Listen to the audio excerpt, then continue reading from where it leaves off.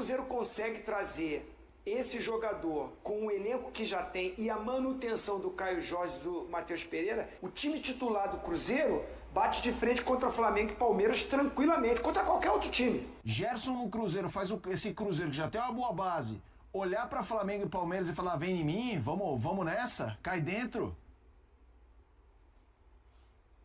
Eu acho que o Cruzeiro já tinha time e elenco para brigar com Palmeiras e Flamengo.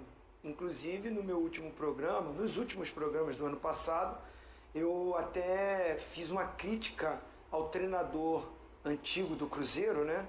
Porque ele abriu mão do campeonato, né? Porque as declarações eram que o Cruzeiro não era o time montado para ser campeão, e para mim o Cruzeiro teve todas as oportunidades para ser campeão brasileiro. Então, se o Cruzeiro consegue fazer essa negociação, que é difícil, como está sendo falado pelo Pedro Júnior, os números são altíssimos, o Gerson tem um salário altíssimo, merecedor pelo que ele já fez, mas se o Cruzeiro consegue trazer esse jogador com o elenco que já tem e a manutenção do Caio Jorge e do Matheus Pereira, que está com um contrato aí para vencer, que já pode assinar um pré-contrato com a outra equipe, mas tudo indica que o Cruzeiro está fazendo todos os esforços para a permanência dele, o Cruzeiro fica com os 11, aí eu não vou falar de elenco, o time titular do Cruzeiro bate de frente contra Flamengo e Palmeiras tranquilamente, contra qualquer outro time.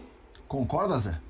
O Gerson, dando se chegar, e professor também, Gerson chegando no Cruzeiro, assim, pela capacidade que ele tem, a gente sabe, é um cara de alta capacidade e que também ajuda a melhorar os outros. Matheus Pereira já vai ser assunto, meio campo com Matheus Pereira e Gerson, me parece um grande privilégio no futebol brasileiro. Eu acho que é uma referência que o Cruzeiro não teve ao longo do ano passado, que talvez tenha sido um dos problemas da equipe do Cruzeiro, quando o vovozinho cita o Cruzeiro deixou escapar a possibilidade de ganhar o Campeonato Brasileiro, porque muitas vezes oscilou em determinados momentos, e não tinham, eu acho que assim, você tem ótimos jogadores, grandes jogadores, mas eu acho que em determinados momentos você precisa de um cara que divida um pouco essa responsabilidade de criação, especialmente de criação, com o Matheus Pereira. E ao mesmo tempo a personalidade de, opa, vem cá, calma aí, vamos colocar a bola no chão, que eu acho que o Gerson tem essa capacidade, essa frieza, experiência. Muitas vezes, desculpa aí, vovozinho, eu tô pegando porque acho que talvez nós fomos jogadores, a gente pensa um pouco igual em relação às experiências que nós vivemos, né? Claro. Então assim, o Gerson, quando ele fala, o vovozinho falou que ele não jogou, ele jogou quase todas. Por que ele jogou quase todas? Porque ele era referência em todos os aspectos do jogo para o time do Flamengo. Ele era o capitão, ele era o cara que no momento de dificuldade dava a bola para ele segurava, escorava, como é que fala? Sofria falta, chamava a atenção dos jogadores, se posicionava em campo. Né, ele se adaptava, você falou, ele melhora os outros, então ele vai se adaptando a determinadas situações. Quando ele começa no Flamengo, é aberto pelo lado esquerdo, depois ele vem por dentro, depois ele chega a fazer um segundo volante, ele chega a fazer, ele joga um pouco mais à frente. No jogo em que o Flamengo joga contra o Bayern de Munique, o segredo do Flamengo ter entrado no jogo foi quando o Gerson foi para o meio campo, porque aí o Gerson preenchia o meio campo, conseguia dominar essa bola e fazer a equipe do Flamengo jogar. Então assim, é um jogador muito completo, e acho que a personalidade dele é uma coisa que para mim falta no Cruzeiro muitas vezes. Você tem o Lucas Romero, que é o líder, que é o cara que corre, que briga e tal, mas uma referência que não seja apenas de correria, vamos dizer assim, é uma referência técnica, mas uma referência de, vem cá, o Gerson tá ali, joga a bola nele, entendeu? Porque muitas vezes essa função quem fazia era o Matheus Pereira, mas ele não conseguia suportar isso durante 90 minutos às vezes. E faltou um cara desse pro Cruzeiro. E o Cruzeiro trazendo o Gerson, você imagina o Tite, o que ele vai poder fazer e adaptar essa equipe em termos de posicionamento. Agora, precisa ver um ponto, o Tite vai ter vai ser mesmo tipo de jogo que foi no Flamengo, foi a mesma cabeça, um sistema de jogo apenas, ou ele vai ter variações? Porque esse elenco do Cruzeiro dá a possibilidade ao Tite variações de jogo dentro de 90 minutos. Então você não precisa ficar só, vamos trocar os dois externos, muda a característica, o do pé direito invertido vai para lá, outro vai para cá, que era o que muitas vezes o Tite fazia, né? Assim, precisa ver como o Tite também vai organizar esse sistema de jogo para aproveitar o que esses caras têm de melhor. o Gerson tem potencial para ser um dos grandes caras isso com a última imagem, né? A gente não sabe agora, mas para ser um dos grandes protagonistas desse ano no Cruzeiro, caso ele assine com o Cruzeiro realmente. Esse é o próximo capítulo da novela, o Tite, porque quanto mais qualifica esse elenco, mais aumenta a responsa do Tite em termos de plano B, de variação, uma torcida exigente que quer jogo bonito. O Tite pode encontrar alguns problemas que encontrou no Flamengo. No Flamengo houve uma reação ao jeito que o Tite enxerga futebol. Se chega o Gerson, é claro que eleva o nível. O homem é um termômetro, né? É um termômetro de todo time que ele entra, e em geral para o bem. Ele qualifica muito. Eu só não diria que é a peça que falta, porque não é uma questão assim de uma peça só. Né? Quanto mais qualificar, melhor. O Cruzeiro vai ter uma bela espinha dorsal, do grande goleiro que tem ao grande atacante que tem, passando pelo meio, passando por uma defesa segura, que também pode ser melhorada. Não sei como é que está essa questão das contratações. Na meiuca lá, é ótimo para o Matheus Pereira, né? Ele ganha um companheiro à altura, talvez até mais confiável que ele, nesse sentido que o Zé falou. Um cara para... Ele é o cara. Porque como lembrou o Zinho, o Cruzeiro na prática, nos jogos, na tabela, ele não perdeu o campeonato para Palmeiras e Flamengo, ele perdeu para Sport e Ceará, por exemplo. Casados até, né? Naqueles momentos de oscilação que o Zinho lembrou, que os outros oscilavam e o Cruzeiro não aproveitava. Óbvio que o Gerson chegar agrega demais, mas antes de pensar em chegar, você tem que evitar partidas, manter o que temos. Matheus Pereira, para mim, assim, quando a gente pensa em meio campo, jogador de meio campo, seria o quê no futebol brasileiro? Ele e a Arrascaeta, os dois melhores, assim, tem o Arrascaeta que foi o melhor de 25 no geral. Temos da posição, da né? posição. Da função, né? Eu acho que é isso, né? E eu acho muito raro. Tem uma faca no pescoço aí. Se ele não fica no Cruzeiro, e se fica no Brasil, ele vai para um rival pesado. É só o Flamengo ou o Palmeiras que tem condição de tirá-lo do Cruzeiro. Por isso toda essa história envolvendo o Palmeiras. O Palmeiras. O Pedro Júnior falou que Matheus não tem Pereira prazo. no Palmeiras, meu. Então, o Pedro Júnior falou que não tem prazo. Mal ou menos, né? Porque essa história aí é justamente evitar que ele assine um pré-contrato. Pela condição de quando esse contrato termina. Então tem prazo, mas também não tem. Tem prazo, mas não tem um prazo tão apertado, mas tem uma pressão. E é o grande desafio do Cruzeiro, eu concordo com você.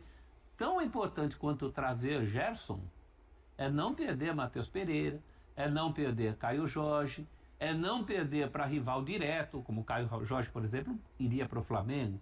Isso aí é uma perda dupla.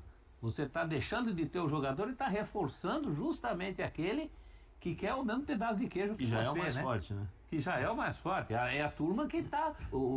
A turma com quem o Cruzeiro concorre é Flamengo, Palmeiras e o eventual aí que aparece todo ano, né? Então é uma dupla função, é uma dupla responsabilidade. Perder o Matheus Pereira é ruim. Perder o Matheus Pereira para o Palmeiras, por exemplo, que é a bola da vez agora, ou poderia também ser o Flamengo tem plena condição financeira de também querer esse jogador, é duplamente ruim para o Cruzeiro. O Pedro Júnior sabe disso, né? É um momento bem de muita responsabilidade dessa administração cruzeirense. E aí, Zé? Não, eu acho, o ano passado nós estávamos falando muito sobre a possibilidade do Matheus Pereira frequentar a seleção brasileira, Sim. né? Justamente porque estava faltando esse cara que tinha esse lado um pouco mais técnico, que jogava, como gosto de dizer o Pascoal, né? Nas entrelinhas do jogo, nas entrelinhas de marcação, né? Das equipes adversárias, porque ele tem essa capacidade, né? Ele tem essa capacidade de fazer essa leitura de jogo e receber essa bola com uma facilidade, e ele trabalha em 3 toques no máximo, 2 toques. Com 2 toques ele já consegue ver o jogo inteiro e consegue ou finalizar, ou fazer tabelas, ou criar assistências. É uma peça fundamental para a equipe do Cruzeiro. Mas assim, eu vou me basear muito naquilo que o dirigente acabou de falar, né? Nós estamos tendo conversas há um bom tempo, são conversas tranquilas. Lembrando que o ano passado, o Matheus Pereira, acho que foi o ano passado, quase saiu. Deu até um barulho ali. Ele chegou acho que até a fazer exames médicos, se eu não me engano também foi para um time não sei se foi o Zenit, mas foi um time também de fora ou da Premier League, alguma coisa assim. Assim, acho que é a grande prioridade. Assim, te digo que é mais importante manter o Matheus Pereira. Se tiver que escolher, se prefere a chegada do Gerson ou a manutenção do Matheus Pereira. Só pode escolher uma coisa. Eu escolho a manutenção do Matheus Pereira. Eu já também. está lá, já foi eleito o melhor meia também do campeonato, já demonstrou sua capacidade, já está totalmente identificado com o torcedor, com o time.